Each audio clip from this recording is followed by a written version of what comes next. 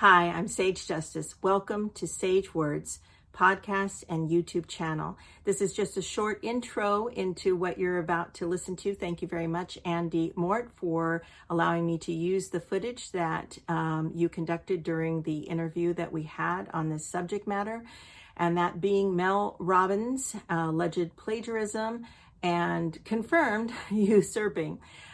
For those who are just new to this topic or who are returning, who think that this is a conversation or a controversy about the origin of Let Them, it is not. Let me assure you, everyone is on board and agrees. Everyone knows that the origins of the philosophy of Let Them go back to Buddhism and Stoicism and the Serenity Prayer and radical acceptance. In my own book, Freedom, I write about radical responsibility and using the word let them, and that was published in 2022. And of course, we have Tyler Perry's Medea and that monologue and T.D. Jakes. So all of that is understood.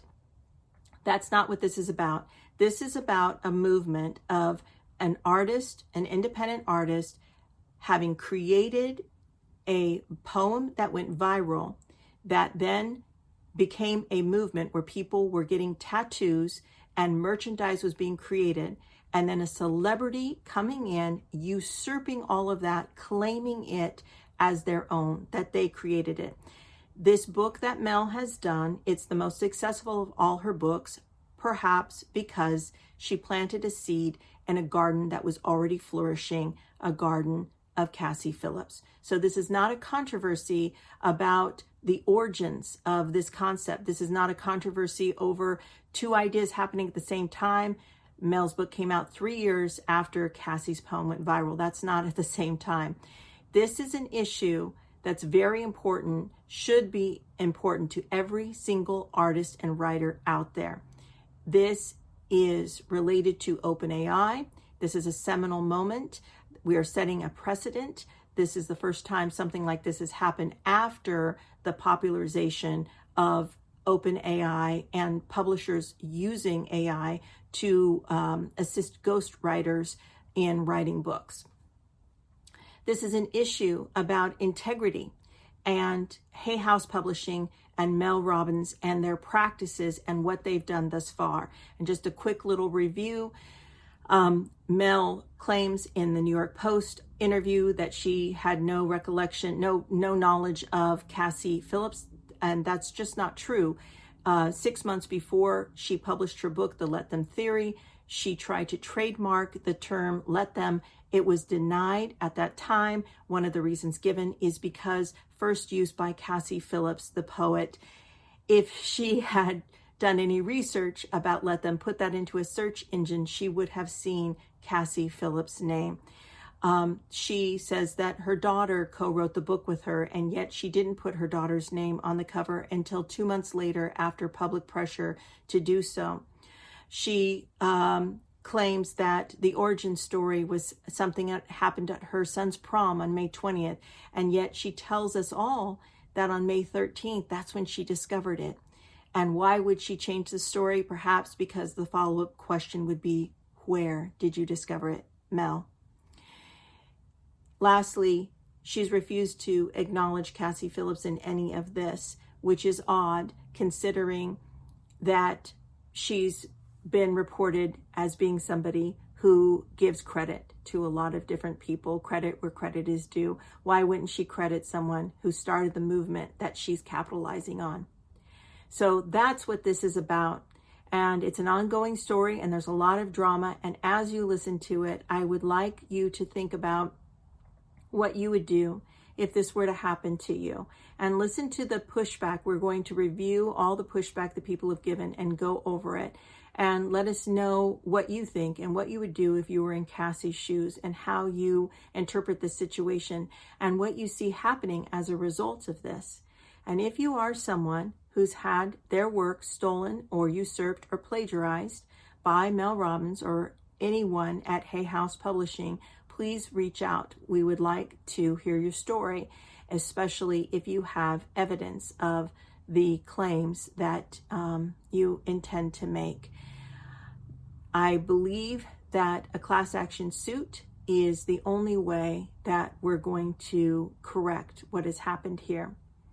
So please sit back, listen, and enjoy, and let us know what you think. Thanks so much for listening and for watching. Sage Justice, what a wonderful honor to be talking to you. Likewise, I really appreciate this opportunity. I'm so glad we were able to make this work, and big fan of your work. New fan, big fan of your work as well. Unexpectedly this year, it's yes, kicked off in quite a strange way, in many ways. Really? And so, yeah, I mean, the reason that we are chatting is around Mel Robbins' Let Them saga situation, whatever you want to call it. And yes, we're going to get into that. It feels like for me, a third part in a bit of a trilogy of videos that I've created, and you have been instrumental in writing articles via Substack that have, yeah, kept this story going and tracking the evolution of it as we've gone. I was looking and I wanted to start with a quote that I found, which is a very astute, wise quote. Be responsible for telling people the truth, not managing people's reactions to it. Uh, Yes. and somebody had pointed me to that on Instagram, a quote from Mel Robbins a couple of days ago. And it felt like a perfect frame for this conversation because it highlights some hypocrisy at the heart of this story, but it also is the approach that we have both taken in exploring and sharing the story with people in our own respective ways. So I've been creating these videos, you've been writing these articles, and we found some serious discrepancies in the story that Mel had been telling about her supposed discovery of the let them theory, which has really allowed her to appropriate and claim full ownership over an idea that she first heard about, thanks to the viral let them movement that had been triggered by a poem by Cassie Phillips. And so we had both felt, this responsibility for telling people the truth Yeah. once we started seeing it. And yeah, knowing full well we can't manage Mel's or her most ardent followers' reactions to hearing that truth. I will do a brief, proper nutshell overview of the story Yes. in a bit. But yeah, I'd love to start with how you got into all of this yourself. What caught your attention about it, and why did you end up writing the articles that you have about it? Well, it was not my plan. I had no plan to do this. In fact, I had just finished an interview with someone who flew in from Uganda, this amazing woman who just has devoted her entire life to helping, her entire life of when she discovered the people who were in need there. But anyway, this was my focus. I had a whole series of people who I had either already interviewed, was planning to interview, or was writing about the power of one. So my first 6 months, of what I was going to focus on was already planned. And then, but it was New Year's Day. It's kind of my tradition to go on a, long nature walk and just listen to an audible and, just kind of set my intentions for the year. And I was familiar with Mel Robbins. I didn't have an issue with her. I appreciated her presence in that the overarching wellness community. So I had no beef with her at all. And when I saw the title of her book, I thought, oh, how cool. She's going to, she built a whole book on Cassie's poem. And I was familiar with Cassie's poem because someone had sent it to me at a really pivotal moment in my life where there was some deep, big heartache. And so I remembered her poem. It wasn't something that just kind of flew by. And I knew a lot of people who were familiar with her poem. And so I listened, and I'm listening and I'm listening, and I'm thinking, okay, she Mel hasn't mentioned Cassie yet, but now she's talking about let you instead of let them. Maybe this is Mel's contribution.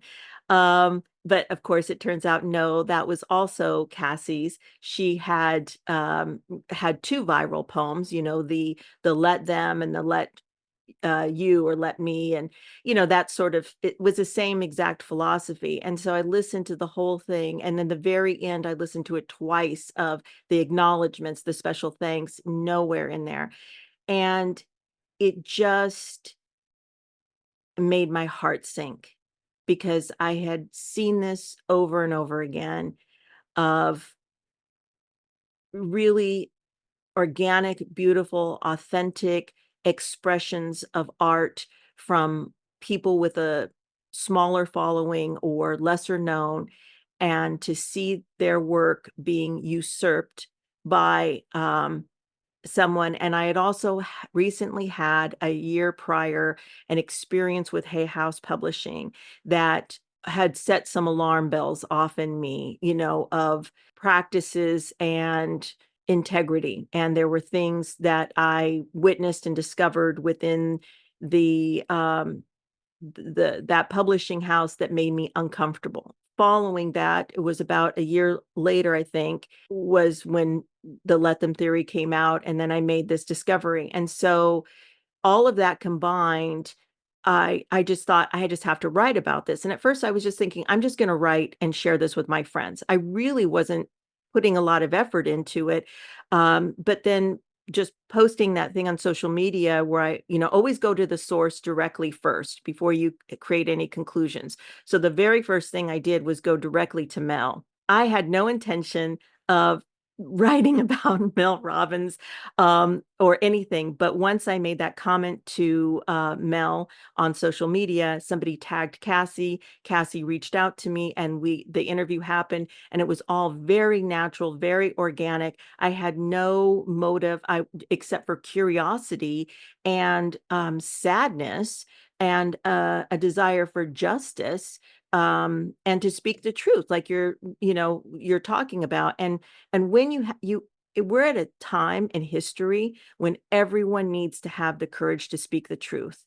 And there's a difference between truth and honesty. Honesty is what comes from within you. When you express yourself truthfully, you are being honest. But there's a difference between my truth, your truth, the truth. And we have to filter that. And the only way to filter that is through facts. And so I think that's what started this journey, and just called to me. And the more I unpacked and unraveled it, the more I was called to keep speaking about it. And I think that's around the time our, paths intersected. Yes. Yeah, it was just a scrolling threads, I think it was for me, and I saw a post. Yeah, it had the timeline that you'd put in one of your articles, first article, I think. And I was like, oh, that's interesting, because I hadn't been aware of any of it. And I hadn't even known that Mel Robbins had written a book. I don't follow her or anything.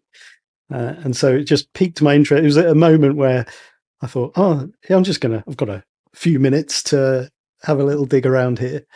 And then I started, looking.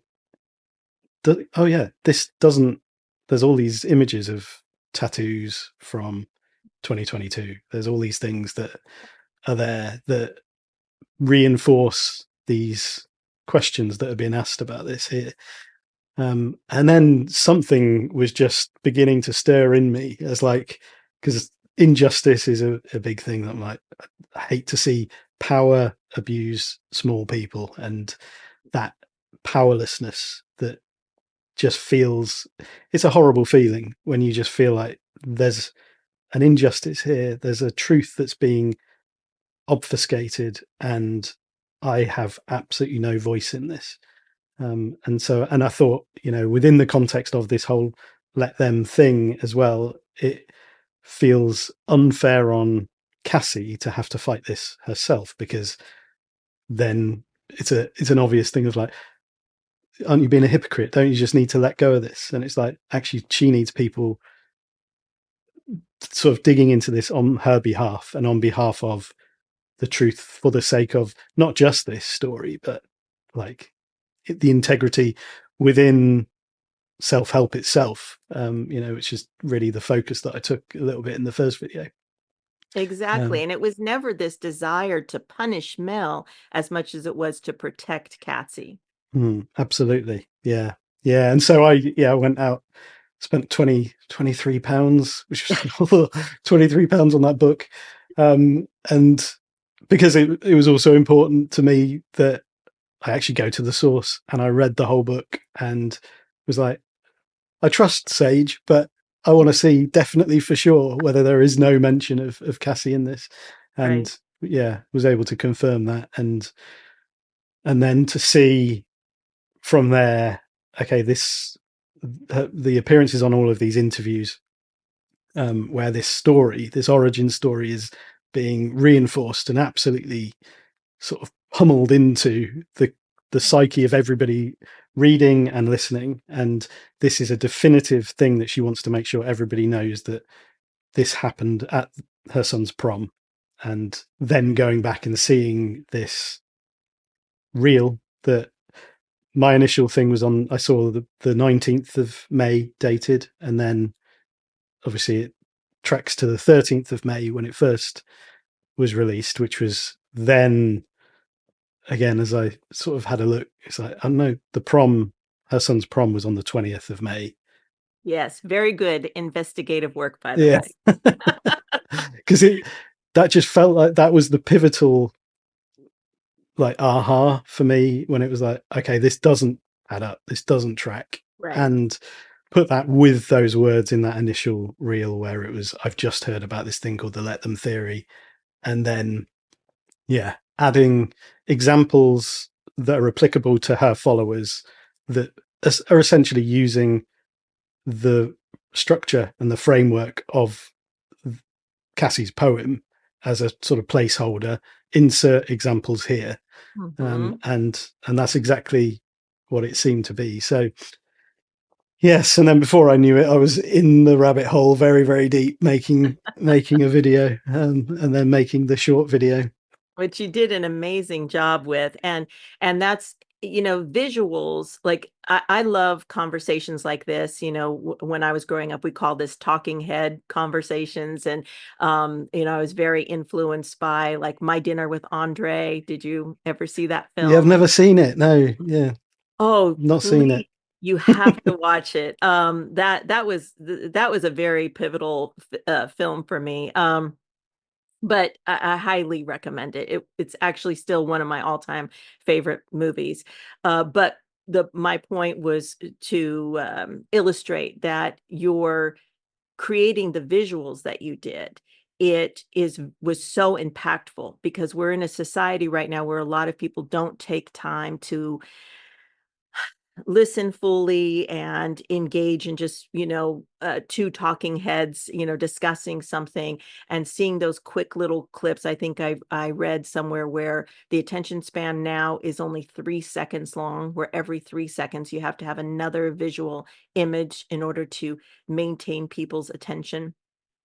So you did a brilliant job with that. And I think because you did that, people were able to hear the words that we've been saying, and read the words that I've been writing, and that you wrote. They needed that visual. And one thing I want to bring up for anyone who's listening is, the parable of the emperor wears no clothes.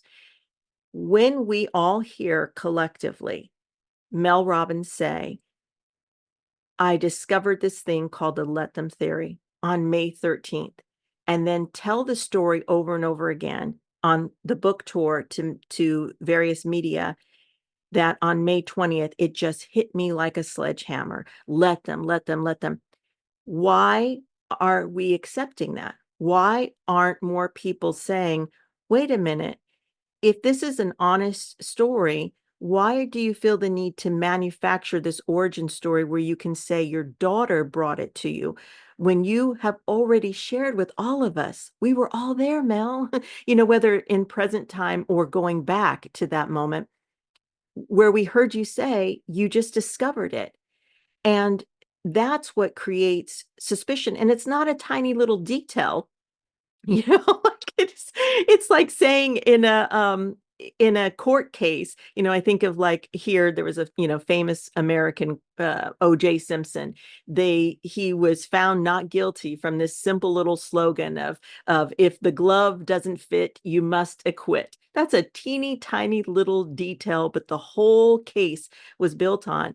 This is a glaring thing to me. For why wouldn't Mel just say, yeah, on May 13th, I made this video about it and I shared with everyone I just discovered it? Because the follow-up question would be, where? Where did you discover it? And if she were to say from a Rumi quote or from this, I read this thing or this thing, whatever, she would have to, give credit. And if those people were dead and it's public domain, then it's fine. But I don't think that's what happened.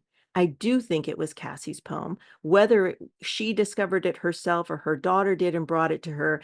And I think that the probability is I'll just say possibility to give as much grace and benefit of the doubt as possible, is that she went down a similar path that many people did. She heard the poem, looked it up, who wrote this poem, who's this poem by, sees this elderly woman reading it, then sees the name Cassie Phillips, assumed that that's the woman that's reading it is the author, which it was not. Then look up do more, Googling, let them, Cassie Phillips. And one of the early things that was popping up was this Reddit story that Cassie Phillips had died. And there was indeed a Cassie Phillips who had passed away. So, and if you are a rushed person, maybe with ADHD, which is what, Mel says that she has. And I remember her telling a story about how she brought in her groceries from the car and she just left her car door open for endless hours or whatever, that sometimes her mind doesn't, that she's moving so fast, she doesn't always, follow through or shut the doors or do things as thoroughly as needed.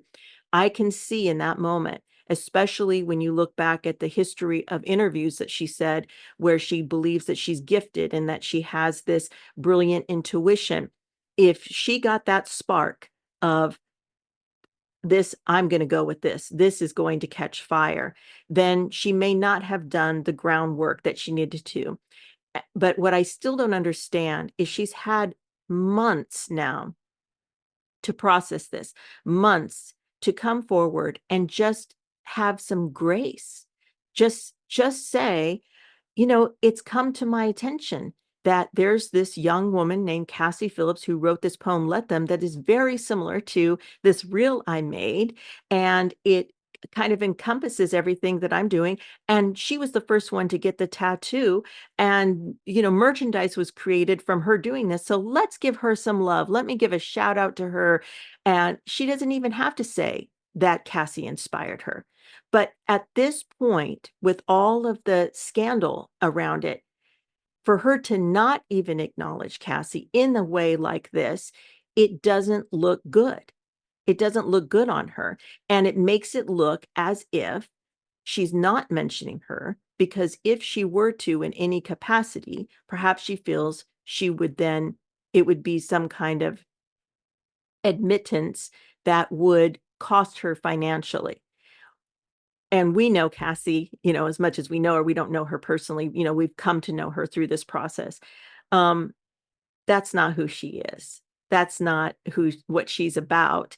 That doesn't mean she doesn't deserve that, but it just, anyway, I've made my, Yeah. I think you understand where I'm going with that. I'm sorry if I went a little bit too much. No, that's absolutely it. Yeah. And it speaks to that, the New York Post article where she was asked about the timeline discrepancies, which is the main thing I cover in the second video, really, and the response being, people can obsess over the details, and this is nonsense. And then focuses in on, I've never seen Cassie's poem, I've never read it, and it becomes, as time goes on, it becomes harder and harder for that response that you're talking about. And I think there has been space for that, and it would be still possible for that to happen. And for everyone to come out of this okay. Yeah. And it would be lovely for that to happen. And yeah, I think one of the things I was really struck by after reading the New York Post responses, and then reading some of the comments that come through from followers, is how actually there's an imitation or an emulation of the points that she put there, where there's a lot of deflection and a lot of Yeah. yeah, and like the very much the same talking points there. And I noticed a couple of comments from people that basically parrot stuff that is in her Instagram post when she included her daughter Sawyer in the on the cover. So I finally sort of put her name on the cover. Was it a birthday present or not? Who knows? But why? Why didn't she do that from the beginning? Yeah, it's another question that would be nice to have an answer to. Yeah. But yes, I guess to borrow a phrase, all we can do is be responsible for telling people the truth, not managing people's reactions to it. And yeah, well, of course, we can't manage or control people's reactions when we do tell the truth. What I would love to do is just go through some of the common reactive defenses, as much as anything, just to maybe develop a library of timestamps that I can go back and link to as a response when these comments keep coming in, and it's like I can't keep replying to these.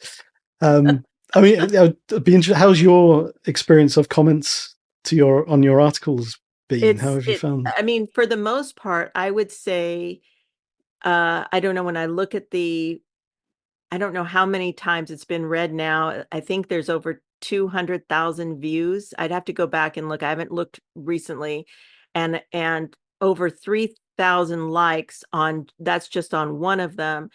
And out of all of those, I would say maybe 12 people have come forward in an antagonizing, combative way, and without ceasing and bending and being flexible, that they feels like it's Mel trolls. It feels planted. It doesn't feel organic a lot of the time, because an organic exchange, and I do my best to always acknowledge a person, meet them where they are, and focus on the thing that they're saying that I do agree with, so as I really don't like that kind of combative. I just don't even engage in it, combative discourse, because it's useless. And so usually when somebody comes forward and is pushing back, and you say, yeah, I see this part, but here's the fact that I found, to here, you say this, and then here's the fact. And then if they just push back with the same stuff, like they're not even hearing anything, there's nowhere else to go from there. So it's been a very small percentage of people, and like you said, they are but they're bringing the same exact arguments, and they're taking the stuff from her post. And I'm wondering, why do they feel the need to do this? Because nothing in all of this stuff that I've written, I have maintained there's a place for Mel here. It's not Mel or Cassie. It's just acknowledge Cassie as well. She was here before. She deserves to have that acknowledgement. So I a few times I have written way too much, and because I'm thinking, oh, if I just spell it all out and share all the facts right here, I won't have to do it again. I can just copy and paste. Hmm. And then I have learned that that's not the case. It's best to just let people who disagree, or just feel like, I think some people feel like if they even allow themselves to consider a different narrative than the one that they are drinking in hook, line, and sinker from Mel, that they are somehow betraying themselves. And or that another like argument that I've gotten for years before all of this came up is, if somebody will put a quote up and it's misappropriated, some name that doesn't belong, that's drives me bonkers. And I always say, this person did not say this. And people always get their feathers ruffled by saying, what does it matter, Sage, if it's a good quote? And I said, because it matters, that the writer gets the credit for that. Sure, it's a great quote, but it's also it, it matters. Our work matters. So, yeah, anyway, there's only so much we can do, but I do think setting this out, like you were saying, that timeline and your videos of what you've done, I think it just really helps people. It paints a picture. And again, this is not about punishing Mel, it's about protecting Cassie. And I don't know why people are so resistant to this. It's not just, no matter how much good Mel does, it doesn't change what's happening. It doesn't change that she has usurped, you know, meaning there's somebody had something they'd already built. She came in, she took that, and she's run with it. That's fine. That's the American way. But why not just acknowledge her? Yes. Yeah, quite. I share it's taking a non-combative approach and just meeting people where they're at and meeting the comments as they've come. And yeah, there's been many times where I've had to have a little walk before I respond to a comment, but it's it's yeah, and I get the most frustrating thing is the responding to someone who then just walks away, like they're not interested in a conversation. They're not interested in getting beneath anything or finding any truth or whatever. It's just, yeah, I just want to take a pot shot and that's it. But yeah, so I have a list of some of the reactions, some of the lines of defense that people have given, and yeah, maybe we'll just go through them. I can't remember how many I have altogether, but there's a few. And it would be nice to maybe, if we can, apply them beyond the story itself or beyond this situation, and Oh, think yeah. about, Brilliant. yeah, how, like you were just saying with that, what does it matter if it's a good quote's a good quote? And it's like, actually, it matters because it matters. It matters.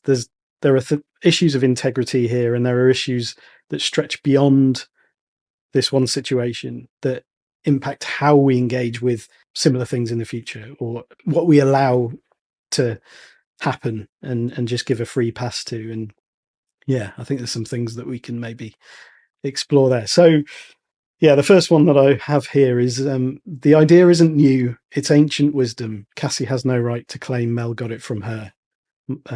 Including things like, my grandma used to say it, live and let live. That's been around for ages. This is in the Bible. It's Stoicism. It's T.D. Jake. It's Tyler Perry. It's Alan Watts. I've been saying this myself for 20 years. There's Yeah. nothing new. Yeah, all of that stuff. Yeah, what do you say to that? What I would say to that is they're right. That is true. And that's not the issue at hand. It's not that I don't think anyone is claiming that that Cassie originated this idea. What people are claiming is that Cassie started a movement and Mel usurped it as her own. It's three primary things that are beyond the saying, let them, or the philosophy from which it came. Those being the cadence, this, da da da da da, let them, da da da da da, let them. The tattoos, the merchandise. This was happening before Mel came around, years before Mel's book came out. To not acknowledge Cassie is to not acknowledge a fact, to not acknowledge a truth. And one thing I'd like to invite, and I don't know where you want to insert this here, because you might be planning to bring this up, but since it's popping in my head now, if you don't mind, I'll just share. As a parent, I chose to parent before I became a mom. I knew I did not want to parent with punishment. That was just something that never sat right with me. And so I read every parenting book, everything that I could, to try to figure out, how will I discipline if there's no punishment? And for the first 7 years, it's about distraction. You're modeling the behavior you want. which for me was two primary things. And I'm bringing this up here because I think that it applies, which is empathy and reason. Now, before the age of reason, which is around age 7, a child can't comprehend those things, on an intellectual level, but they do comprehend it, I think, on an emotional and kind of, it sounds woo-woo, but cellular level. They're absorbing it somewhere in their conscience. I would say to my daughter, for example, I'm not comfortable with that when she was 4 years old. And what is that to a 4-year-old? But by the time she was 7, she had assimilated that information, and she was using that verbiage to communicate herself with other children on the playground or with me, whatever. So I think it's really important in this dialogue, every time somebody has a pushback of, I don't understand what the big deal is, why is, well, I'm sure we'll get to those other arguments, so I won't bring them up, but of that nothing is being taken from Cassie, to somehow bring it back to the person who's saying that, to empathy. Well, what do you do for a living? What is your passion? And what if somebody came in and did that? Would you want them to now apply all these arguments that we're saying? When does it become something that a person is willing to fight for? Why were you and I drawn to this and not other people? Why are other people resisting? So I just want to plant that little seed of empathy and reason. And when we use empathy and reason in our engagements, in our conversations, communication, conflict resolution, we don't have to punish. We're human beings. Everybody makes mistakes. We can give forgiveness and grace, and but without those, we're just going to go around and around and around. Without those, that's why we have war. And I feel like our species is too evolved to be having these conversations. Mm. We're better than this. And Yeah, so totally. that's the part I want to speak to, that I just, okay, stepping off the soapbox. Sorry. No, that's really important. And one of the things that really drew me to what you'd written was the section on, cancel culture and avoiding that and finding a different path through, because Thank you. actually all you end up with is that perpetuation of the same cycles. And we are better than that. As human beings, we can be. I believe that with my whole heart. And yeah, I think it's important to find that other way of approaching it and giving that grace. And my definition of kind of gentleness as a firm back and a soft front, it like really, this idea you stand firm, you have principles, you have values, and you don't let people walk all over them, or all over people. But you are open. There's a softness to that front. You take people at their word unless the evidence points otherwise, and then you hold them accountable for, okay, what's Yeah. this? I There's love a that. What did you say? discrepancy A here. firm back and a soft front? Firm back and a soft front. I Yeah, love that. Is that yours? Is that yeah. It's something? kind of a bit of a collaboration in our community, Haven community. Kind of coming up with That's this fantastic. definition. Absolutely. Yeah. And I think, just coming back to those three things, really important. The cadence of the poem, that you can't get away from that in that Right. 13th of May reel. The tattoos, I think one of the things that just really took me aback was seeing Mel take credit for the tattoos in some of those TV appearances, and they come up, and then in the book there's all of these images, and you're thinking, well, the book hasn't come out yet. Where are these like, this is very confusing. Surely this is just Well, from I the, think the she was movement. trying to say it was from her movement that led up to that, from going back to the May 2023. But the tattoos started in 2022. Yeah. And, but yeah, that sort of don't know what word I want to use, but whatever it is that makes a person feel like they can claim that, when they know that that's not true, that is egregious. It rubs me the wrong way. Yeah, same. I think entitlement is one of the words that I would use, but There you go. That's it. That's the word. yeah. Yeah, so the second one, does it really matter? Mel helps people. Who are you helping? Stop trying to bring others down and do something good for the world yourself. That's one I've heard. Well, I don't know. I mean, I know you're doing good in the world. I know that I'm doing my best to do good in the world. We can't all be Mel Robbins, and I don't know that everyone wants to be. Uh that is the ends justifies the means argument, which you did a great video about. And I've always felt that that expression, the ends justifies the means, is somewhat an antithesis to integrity. With a caveat, when you're in survival mode, yes. And I write about that a little bit. And I don't mean to keep like trying to, but this is where my source information is coming from. So I write about that in my book a little bit. If you are stealing bread to survive, that the ends justifies the means. If you are cooking the books at a bread company so that you can wear a Rolex and drive a fancy car or whatever, then the ends doesn't justify the means. In this sense, it doesn't matter how good I'm not trying to take away any of the good that she's doing. I'm just saying, let's also bring Cassie. And I think, it sounds so repetitive, but it is. I think that's what people need to hear, because we live in such a tribalistic society that the minute someone hears you calling someone else into right action or calling someone else out for their behavior, they take offense. They want to get into that team stance of offense and defense.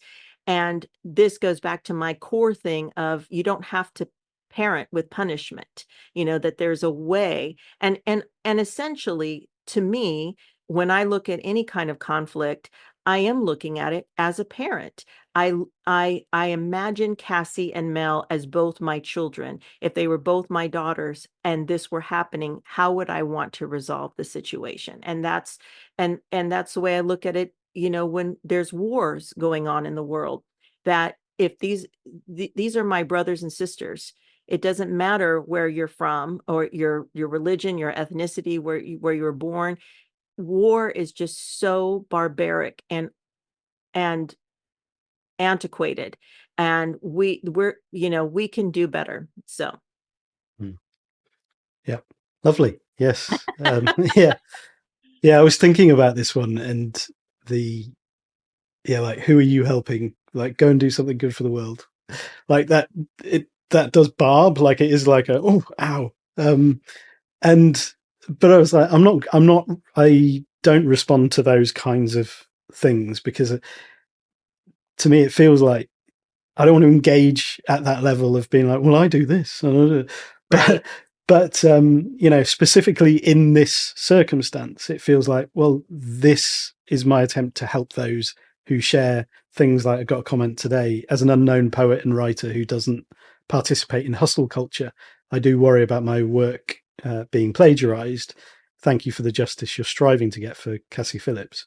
Beautiful. And it's that kind of thing, small artists who aren't in the hustle culture, they have no desire to become a social media influencer or to, be in that world, but have little power if somebody was to just come along and take or appropriate something that they've written. They might not even realize, they might not see until way down the line, and then they've lost their voice completely. Yeah. And so, yeah, it's that kind of thing that when I think, who am I helping? This comes from that place. This isn't about, me at all. And yeah, I'd rather not be talking about this, but it just feels important. Yeah. And I would turn the question around on them as well and say, who are you helping by asking me this question? And why does it matter to you? Why do you feel like you have to defend Mel? She's doing fine. she'll be the first person to tell all of us how great she's doing. She doesn't need a devil's advocate. Yes, quite. Mel changed it. She added "let me." She evolved the idea. Did she? Because that was, that was the thing that surprised me when in the first interview with Cassie, and I brought that up, and she's like, no, this, I think she said, not, have to go back and look. I think she said that the "let me" or "let you" was even more popular than the "let them," and when it took off. And really, and that's also, the core of my book as well, as radical responsibility, that it doesn't matter what everybody else does. We can only control ourselves. And if somebody is abusing us, in what way are we allowing them? Which of course brings us back to why you and I were so drawn to this and drawn to the justice, because we are taking radical responsibility and we're saying, I'm not okay with this, this reality. So I don't, my understanding is that what Mel, quote unquote, added was actually something already established by Cassie. Yeah. Yeah. And I would add to that as well, kind of use a musical metaphor. Like if an artist samples or covers a song, they still credit that original artist that they've kind of built on, even if their reworking is more popular. It's Yeah, not theirs, you know. exactly. Yeah. And in music, we're allowed to have, I don't remember what it is. It's some, and I don't know if it's different in the UK or the US, but we're allowed, I think, 4 bars, maybe 8 bars that you're allowed to use without giving credit. However, there have been people who've done that and even sought the permissions, and then their song is wildly popular, and then they get taken to court and they lose the money. And so it's sometimes, I don't think that that would be the case here because of the players that we're talking about. But imagine if there was that understanding of just lifting someone up instead of, I've got to hold on to this because somebody might take it, of I have more than enough to share. And I do think too, I'm sorry, this is like hair or something is driving me bonkers. Um, and maybe Mel is planning to do this later. If she is being savvy, perhaps she realizes that, book sales eventually plateau, and maybe it was designed to, part of why she brought Sawyer in, um, when she did and added her name, because that can give another little bump to the sales. Perhaps she's waiting, and when enough time has passed and the book sales begin to plateau again, if she brings up Cassie, that could increase her visibility as well. That could benefit her as well as benefiting Cassie. And so it's all about how, she chooses to look at the situation. That certainly, that's what I would do if I were in her position. I would absolutely would not let this go, where I never bring up Cassie, because that is the wrong legacy that she's wanting to leave behind. Mm. We'll find out when Cassie's birthday is. Maybe that's the date that it will all. I know when her birthday is, but I don't know if she wants that public, so. Yes. And so this next one is a direct quote from that response to the New York Post, and also something I have seen echoed in comments. Mel has spent 10 years shining a light on other people's work, so the allegation that she would steal someone else's work is ridiculous. And then aligned with that, that she's credited over 50 experts in psychology, neuroscience, medicine, relationships in her impressive 18-page bibliography. So she acknowledges people. So how dare you say that she doesn't?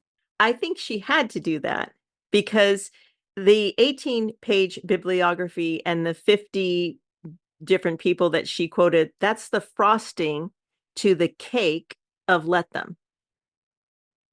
If she didn't add that, what is she adding? what is the whole crux of the book? It's not the research.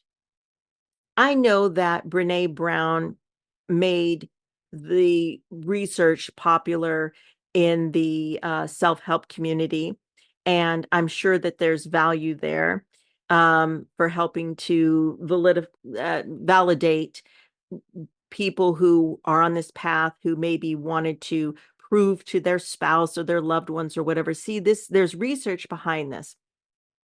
So there's a place for it. But those of us who study world religions, spiritual practices, and philosophy in general know that a truth resonates or it doesn't. It doesn't matter how much research is behind it. If something resonates, it resonates. The two words, let them resonate. Everything that Mel added, it didn't change those words. It didn't change the meaning. It didn't change the impact. It's just stuff to fill a book. It created 300 pages from 2 words. Really 4 words if you want to be complete of the let you or let me, whatever, 6 words. Okay. But if you Although have, let is included a few times there, so maybe is that one word or? and also I just have to tell you, I've only had an hour of sleep and I just now got your joke from like 3 minutes ago of why it would, waiting for Cassie's birthday to release. So high five. That was good. My brain is a little slow this morning. But yeah, that would be brilliant. I would love for her to do that. But yeah, adding all of that stuff doesn't change the main thing. Even the Amazon descriptor, it starts with let them. It has revolutionized the world or whatever the thing is. It doesn't say the book. It says the words. And I think that and even though those words were around with the TD Jakes or I hope I got the name right, and Medea, all of that stuff, it's again goes back to that's not, they weren't saying it in this way. And it's this very specific way of the cadence, the answer, call, response, the tattoos, the merchandise. It's the simplicity of a message, of a branding, of a slogan, of a mantra, just like Nike with just do it. And that's why it's so popular. But it was already popular. Cassie made it popular for years before Mel jumped on the scene. And that's why this really is a case of usurping. Hmm. Yeah, it's a really good point. And yeah, thinking about that Amazon sort of slogan or whatever, the tagline, and the thing about the idea millions of people can't stop talking about, and actually it is just that, it's let them. And it's not because of Mel Robbins that they couldn't stop talking about it or that they started talking about it. And I think some of the wordplay around, the word discovery is a good example of, there's been clever ways of laying these things out without actually claiming full ownership over it, just implying ownership and allowing people to draw those conclusions for themselves. I discovered it, but it's going to be my legacy. Yes, Yeah, it's an interesting one, isn't it? Yeah, it's the delusion of Christopher Columbus discovering. yes, Yeah.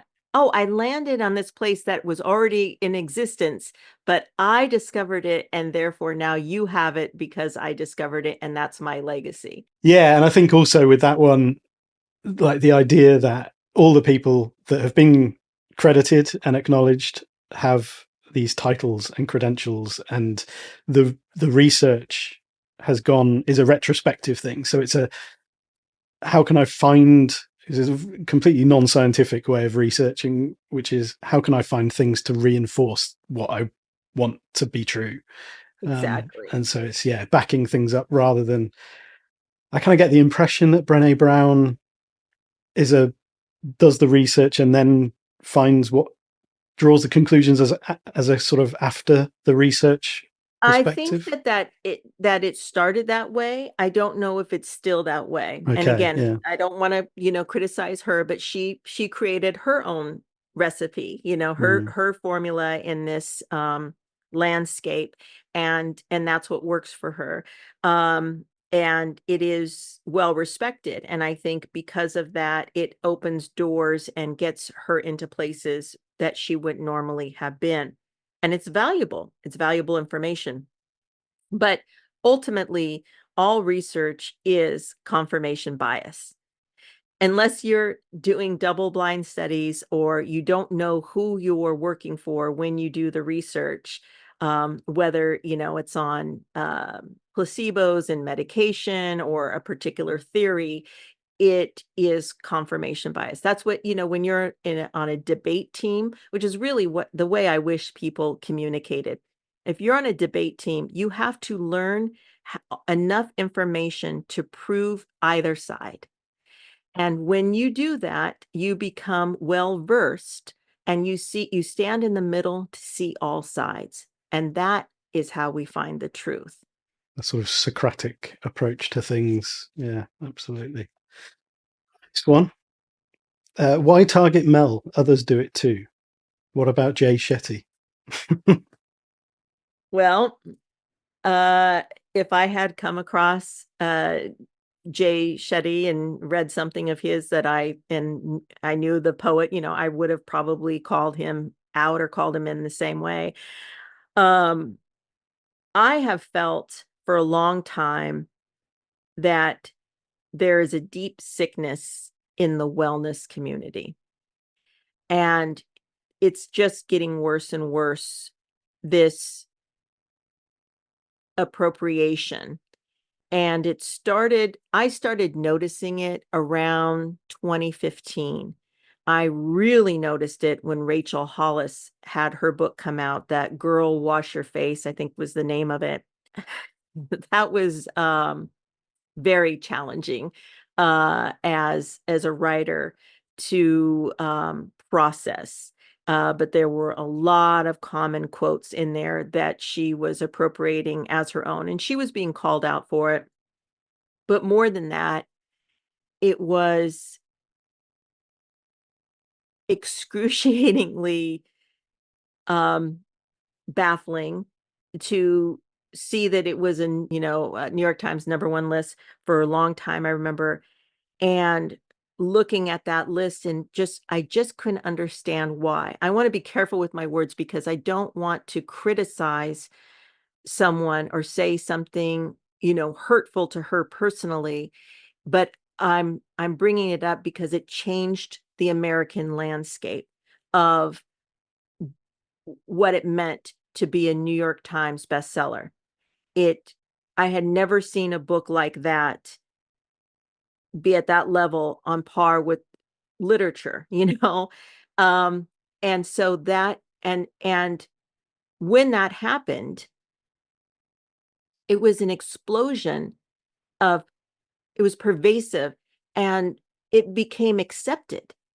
And it was, again, I just keep going back to the emperor wears no clothes. Everyone was just allowing it. And I don't know if it's because people are afraid to speak up or they think that because they will get, harassed with like this pushback that you're getting, that you're sharing with me. Or maybe it's just that what she wrote was helpful to people, even though it was very simple and maybe took more complex ideas and simplified them, which is something that, Mel says that she's good at, which I think she probably is. I think that instead of asking the question, why are we calling out Mel instead of calling out others, we should call out everyone. That if we allow this to keep going, what's going to happen is what some people have already said is happening, which is that we have a very, very small group of people. And I don't mean to sound crude, but somebody else said this, circle jerk. It's become that because it is a small group of people that are all in this wellness community, And every time somebody brings up something new, they all go around and say, yes, that's great. And we agree with that. And they're not calling each other out. And it's also becoming dangerous, though. I noticed Anthony Robbins, no relation to Mel Robbins, as far as I know. I remember when he came out in like 1996, I had he had this cassette tape thing of personal power. I loved it. I thought it was great, and it was very motivational, very inspiring, and that kind of, I think, kicked off a lot of this movement. A lot of people listened to his tapes or listened to Louise Hay, all of this, and then they just started branching off and doing their own thing. But around 2015, there was like a movement online of multi-level marketing. And there are all these women, stay-at-home moms, housewives who needed an income. So they were getting into like essential oils or whatever. And again, not trying to say anything negative about these companies. I'm sure there's good stuff with them. I noticed patterns. So I'm noticing these patterns, and I'm watching that these women are kind of in these, I don't remember the terminology, but they had like people behind, underneath them. And what they would do is say, use my stories until you have your own, because they were trying to create followers. And this one woman that I knew that was in my community, one day I just heard her telling her stories, and it was my story. She was telling one of my stories, and the next day she was telling a story from somebody else in the community. And I knew that these were not her stories. I knew where she was getting them from, and they were allowing it. There was a lot of verbiage, and I was seeing that verbiage. I was watching these like conferences or what have you, where Rachel Hollis would be a guest, or Anthony Robbins would be a guest at some of these things, or they were the main speaker, and the multi-level marketers were congregating to that area. I'm bringing it back. And then what I noticed is Anthony Robbins started to change. So at this time, this was our society, at least in America, was becoming more trans people, and the whole LGBTQ community was becoming more visible. There were more and more people who were non-binary, and it was creating division. No longer did we have this clear, this is masculine, this is feminine. At that time, Anthony Robbins then started, I think he met his wife, who shares my name, Sage, and there was this very strange vibe that like it went back to the Stepford Wives. Are you familiar with that? No. That's okay.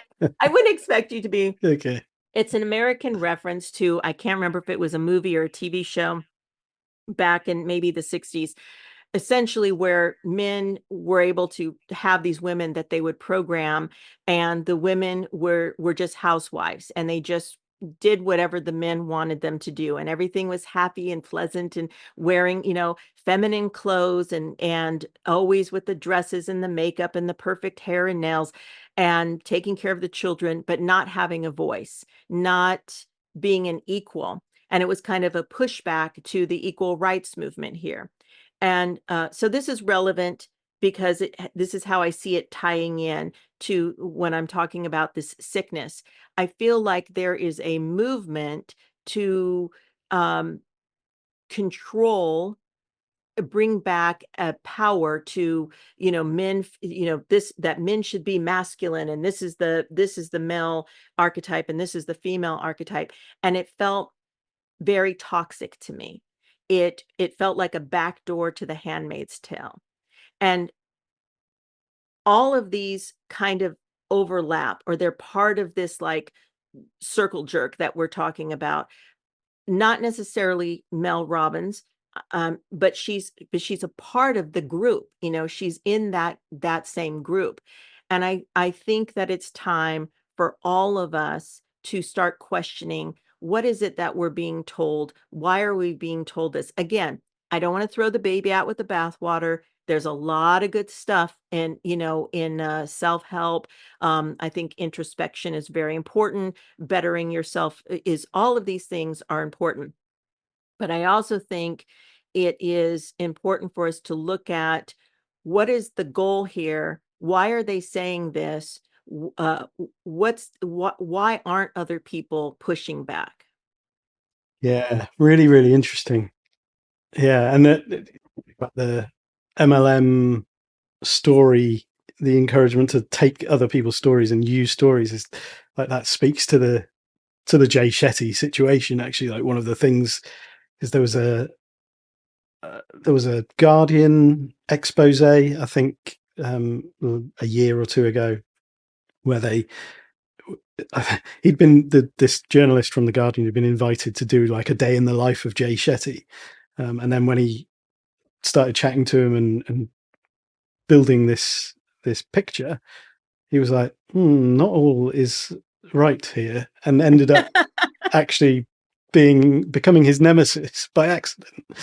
And part of that was this origin story that Jay Shetty has about being a monk, and then all these things that he's learned as a monk in India, and then became whatever he is today. And there's all these, passing off numerous quotes as his own, and using, I think it's pretending to be affiliated with a university in the UK with his coaching school, and so some misleading things around his accreditations for coaches coaching coaches to coach coaches to be coaches.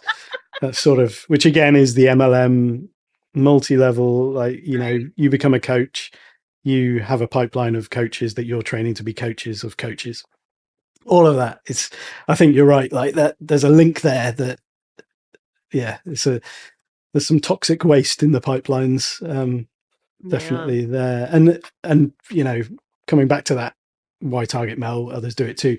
Like from my perspective, like the only reason, as I said earlier, was because it caught my attention by chance, and I didn't seek it out. Like I'm not actually all that. I used to read a little bit of self-help stuff like many years ago, but it's been a long time since I've sort of been in that world really.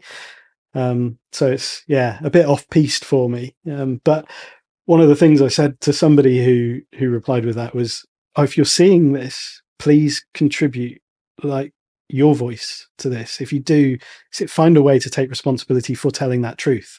This isn't what we do, but we've seen this particular situation and felt like we need to speak up into it.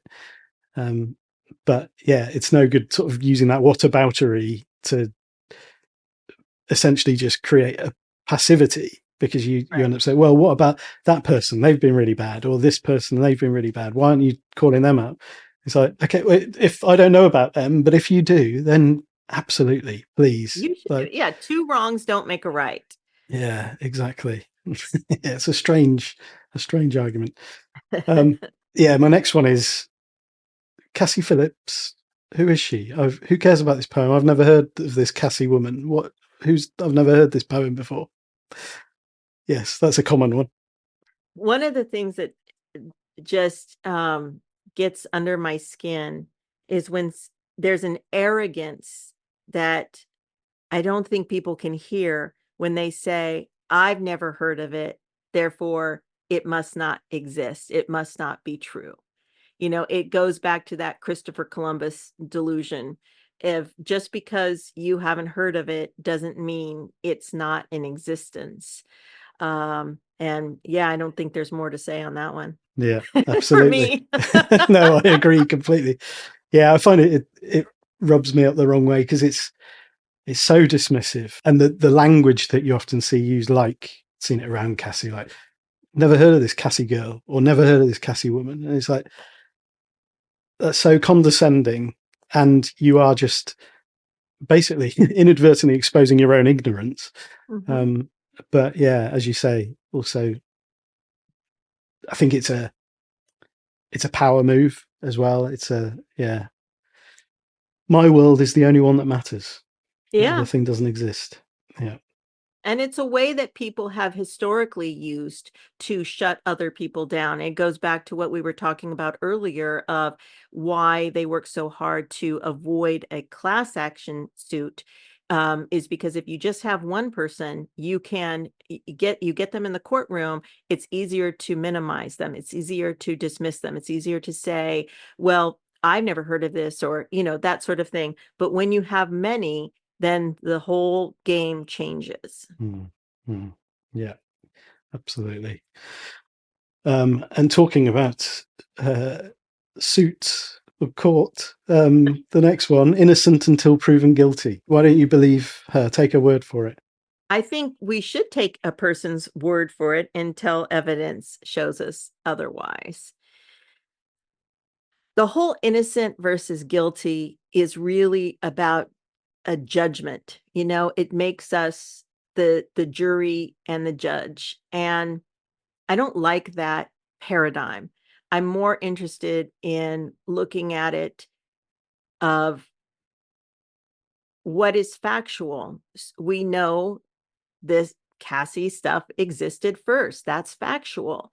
We know Mel did not put her daughter's name on the book until later. That's factual. We know that she made the video on May 13th saying she discovered something and then told this origin story that took place on May 20th. That's factual.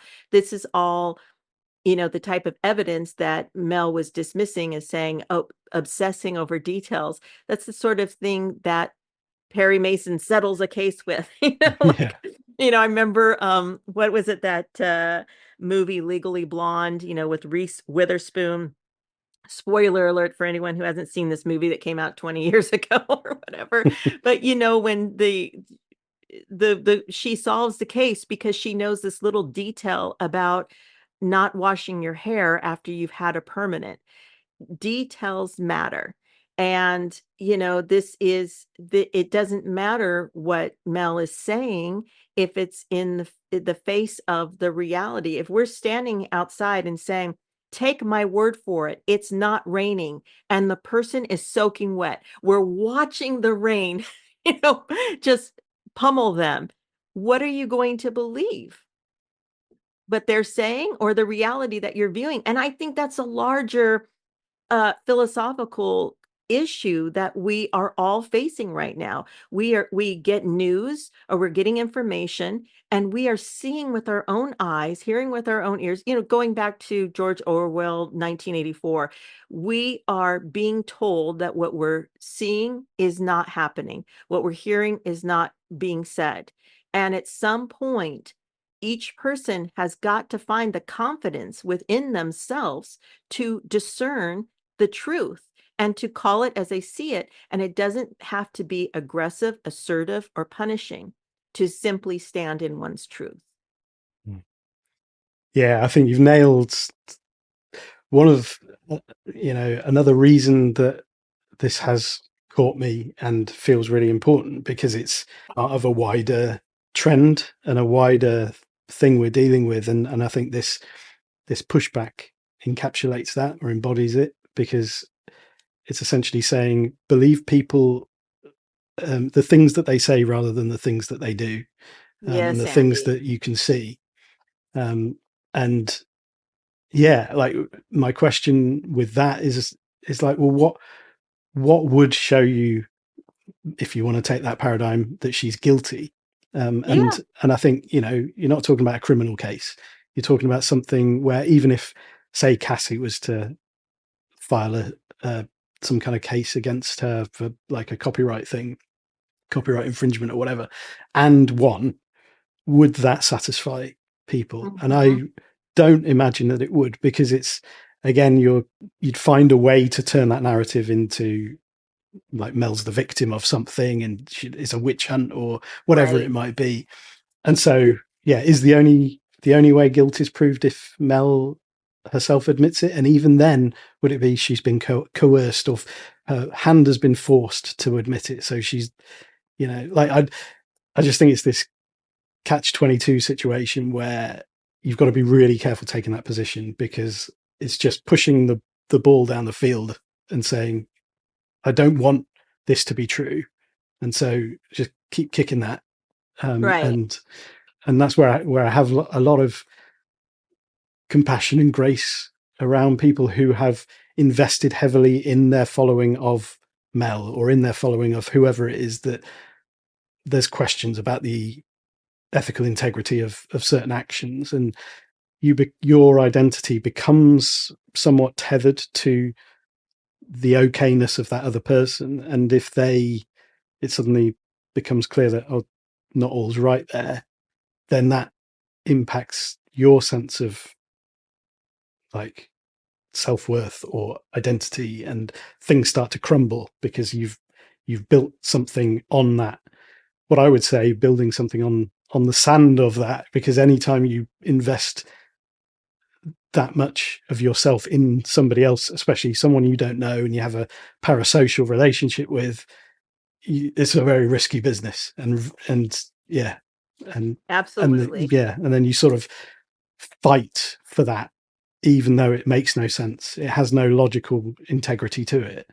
But Right. it's a matter, almost a matter of survival, your survival instincts, because your sense of self, your self-concept is tied up in that. So yeah.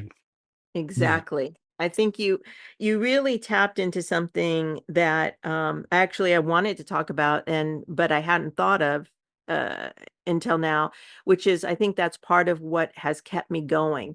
There's so much going on in the world right now. It's terrifying, in a lot of ways. It feels like World War III is around the corner. And here I am writing about this issue over and over again. I've had to call myself out and say, what are you doing? Why is this so important to you? Why do you keep coming back to this? And I think it's because it is my way to show how simple it is to stand in your truth and to have the confidence to speak up and to say what you see when you're seeing something that isn't right, to call out the emperor that who's not wearing any clothes. And if we don't do it, we are a quiet complicit. We become someone who is causing the harm, simply because we're not speaking up about the harm that's being caused. And that's why I also want to get away from the words guilty or innocent. Let's just look at the facts. The facts are that Cassie was doing this first, and then Mel usurped it.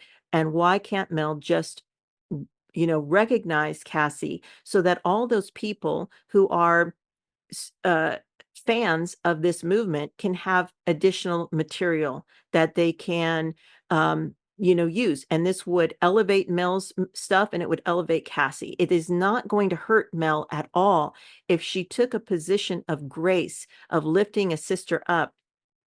I think it would only elevate her.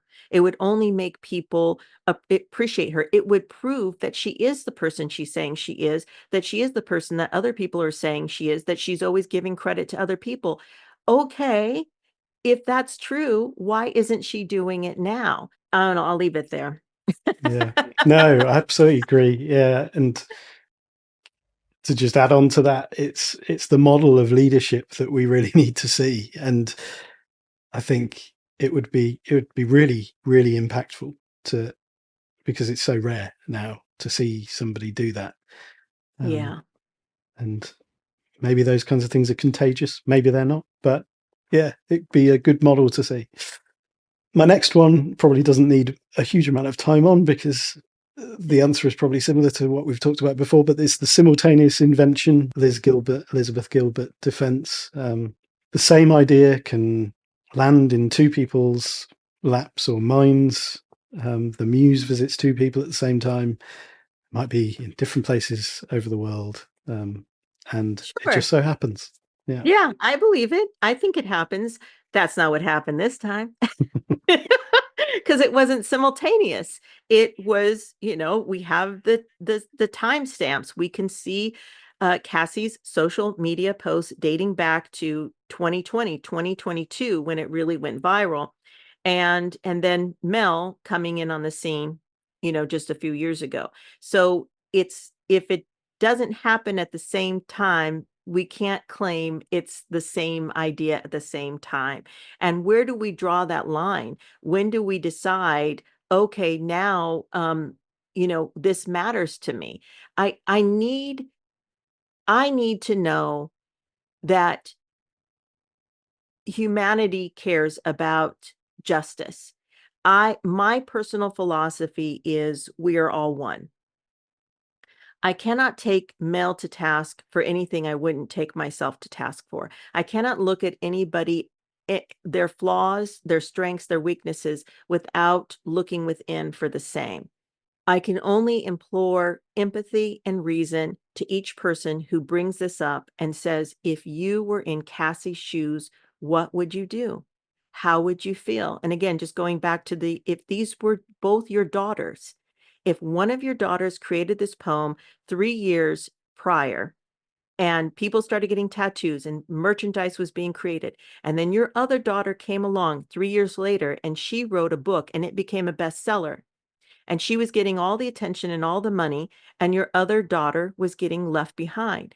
As a parent, what would you do? What would you want to see happen from that? And I just wish that we were looking out for one another, that we were caring about each other, that we weren't trying to get ahead and compete and rise above, make someone else smaller so that we feel bigger. Why can't we all rise together? That's where I'm coming from. That's the voice that I want to hear. I don't care about making anybody else wrong. I just care about protecting those who are not being protected. Mm. Well said. Yeah.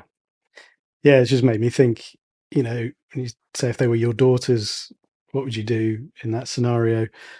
All the stories or the fairy tales and the great narratives that people enjoy.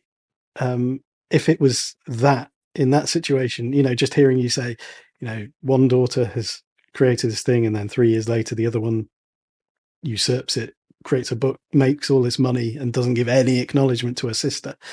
Like, who are you rooting for in that story? It's like, yeah. And these are the stories that speak to us as humans. They're the universal kind of narratives where actually then you're thinking there's an injustice done here, and I want to see right by the underdog. I want to see that.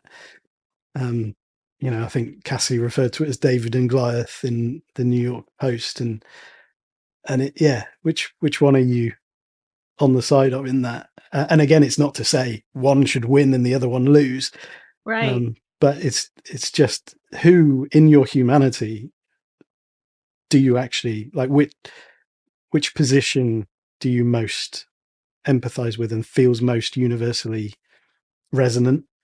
And Yes. Where is your humanity? That's a great question. For every single one of these things, I would say, where is your humanity? yeah. And the final one we've got there. You're just haters. You're jealous. You must be working for Cassie. I don't even know what to say to this. This is not benefiting me, at all.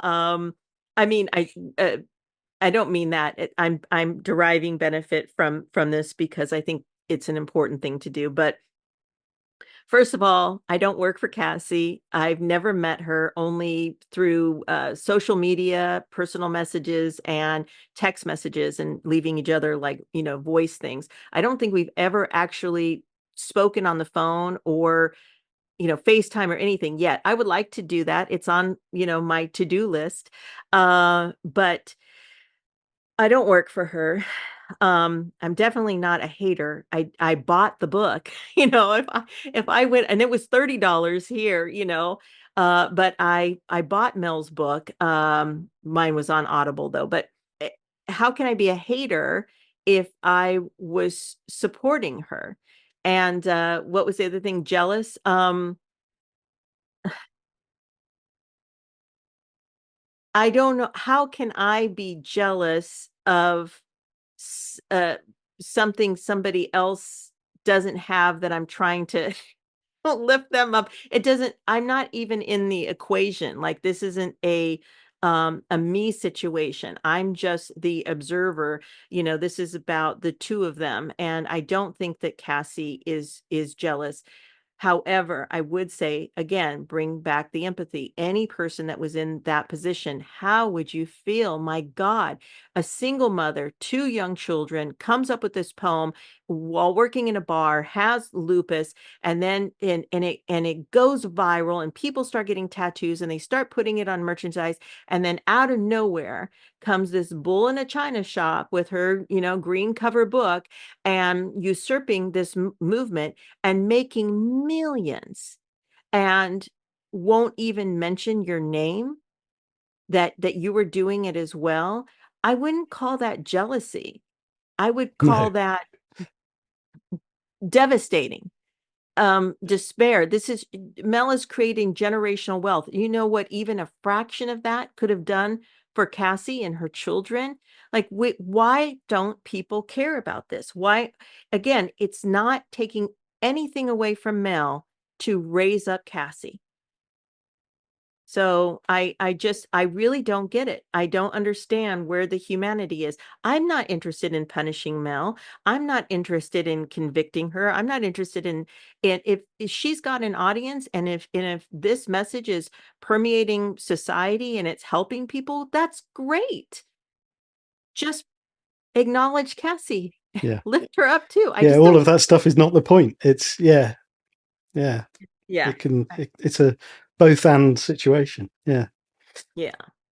And I think, my question when I've seen that, I've just been like, I'd love to hear your definition of hate, because I've tried to be as fair and objective as I'm looking at this as possible. And this does not come from a place of hate. And I think if there's a danger when we just use those words, and I mean, I suppose it's maybe the flip side of the way that we use love, and you see that, like I pointed out, the I love yous at the end of Right. a lot of those interviews, and it's like, that's not real love. Like it's a cheapening of that word, I would say. And Yeah.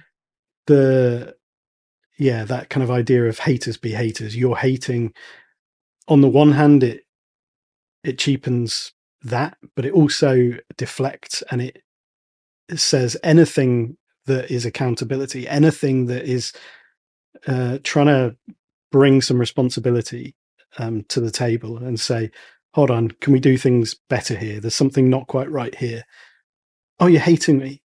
And to me, that's an incredibly childish reaction. Yeah. An emotionally unintelligent, childish reaction, where you interpret any kind of accountability for something that you've done, or a question for, like, was that, what, tell me about your thinking there, or whatever it is, as hate. Oh, you Yeah. hate me, you hate this.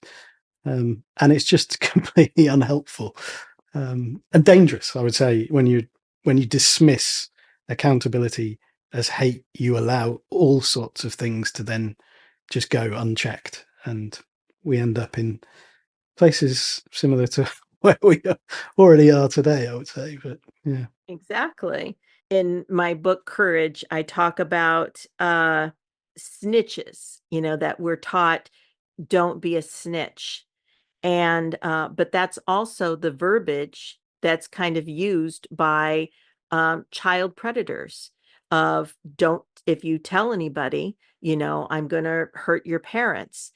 Um, there's something very wrong with our society right now, that we have been conditioned that if we speak up and speak out, that we're doing something wrong.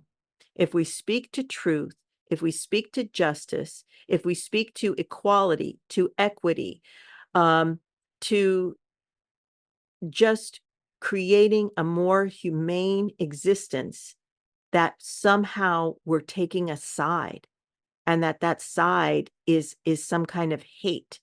I don't understand it. I've had to remove myself. I can't even identify politically anymore with a particular party, because it's all become too toxic. I don't want to identify with my ethnicity. I don't want to identify with my spiritual, religious background, with with anything, because everything that I attach myself to is something that, on the opposite end, I'm cutting myself off from. It's also the concept of doing what we're doing that we're supposed to have a brand.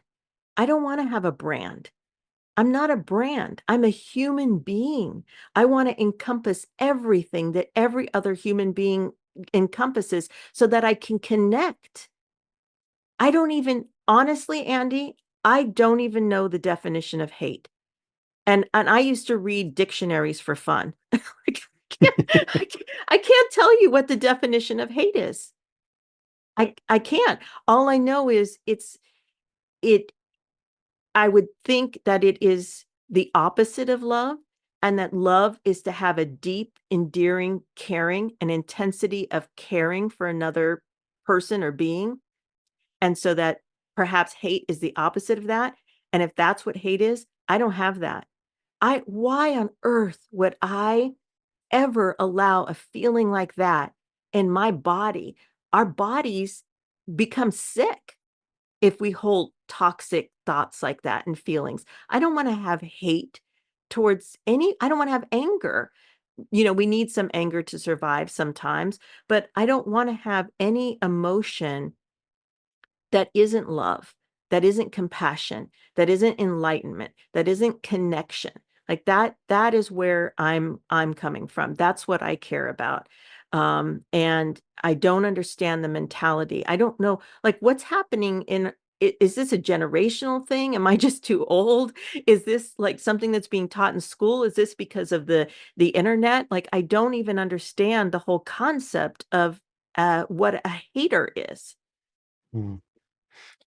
I don't know. I mean, we could get into a whole philosophical conversation about the meaning of hate. Yeah, I mean, I think it's like and we won't, but it feels like, yeah, both the opposite and also the same, occupying the same place as love, where it's an attachment or a fascination or like a connection with somebody, but maybe the desire to do harm rather than the desire to do good or whatever it might be. And I often think the opposite of love is indifference. It's a not caring, actually, and hate feels like you you are defined by the feelings that you have towards that other person, and this Mm. antipathy that I just want them to suffer or whatever, which is obviously not what we've covered that. Like, this is not about that at all. No.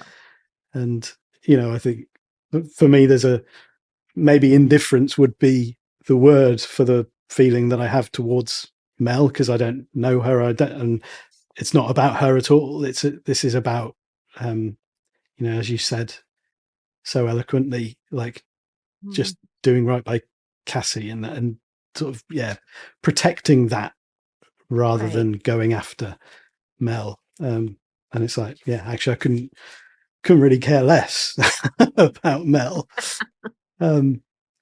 Yeah, but I do want that accountability to be there because I care about what is going on in this situation. And that Yeah. every person that asks those questions of you or of me, I want to, like, look at them and hold their hand and look them in the eyes and say, you realize I'm doing this because you're Cassie. I'm Cassie. Like, this is not just about some person I don't know. This is something that could happen to any of us. Don't you want someone who cares enough to protect you? Mm. That's such a great point. Yeah, we're all Cassie. Yeah, if you take this situation. And I think that's a really great place to finish as well. I don't know if there's anything else that you, have to say on this, or anything that has I been think, burning away. But yeah, just that you've done a great job. I'm so grateful to you that came across my piece in the Guardian and then just reached out to me and then ran with it. And you did incredible work. You took this to a whole other level. And I really believe you helped the movement, and you've helped people um to wake up and to care. And it's little things like this, each of us just doing the most that we can, the best that we can, that's going to create the world that we want to live in. So I really appreciate the work that you've done. And I'm really happy to finally meet you. And I hope to Mm. work together in other things. Yeah, this has been fantastic. And I want to just, echo right back at you the Oh, appreciation for your writing and for how, let's say, not just kind of breaking of the story or the writing of the story and documenting it so methodically and helpfully, but also the values that you have clearly shown through the writing of that as well, which is very much connected. So yes, thank really appreciate that, and I'm very impressed with your ability to articulate things on 1 hour sleep. So you. it's incredible. Well, hopefully it slowed me down a little bit. I told you I was worried about being a loose cannon, so I tried to rein myself in. Oh yes, it's been wonderful. Yes, and likewise, great to meet you, and You I really too. appreciate you taking the time to go through this with me.